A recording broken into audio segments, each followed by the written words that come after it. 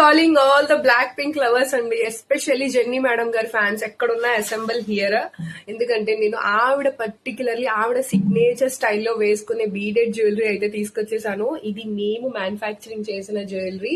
ఎంత బ్యూటిఫుల్ గా ఉందో చూడండి. ఇది వచ్చేసరికి నేను క్లోజ్అప్ షాట్ లో చూపిస్తాను, వీడియో ఎండ్ వరకు చూడండి. ఇలా ప్లెయిన్ శారీస్ మీదకి పర్ఫెక్ట్ గా ఉంది.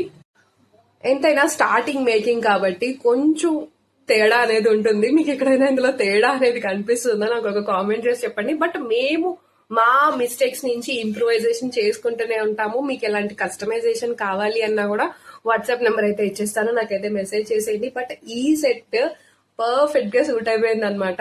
ఆ మిస్టేక్ ఎక్కడొచ్చిందో కూడా నేను మీకు వీడియో ఎండింగ్ లో అయితే చెప్పేస్తాను.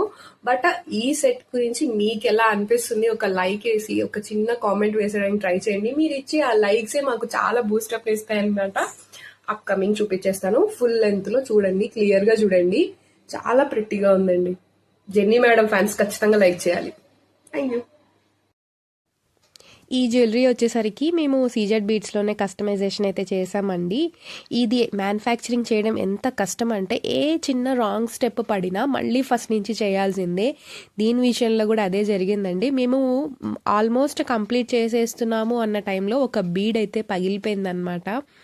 చాలా బాధ అనిపించింది. మార్నింగ్ నుంచి కష్టపడి చేస్తుంటే ఇలా పగిలిపోయింది ఏంటా అని.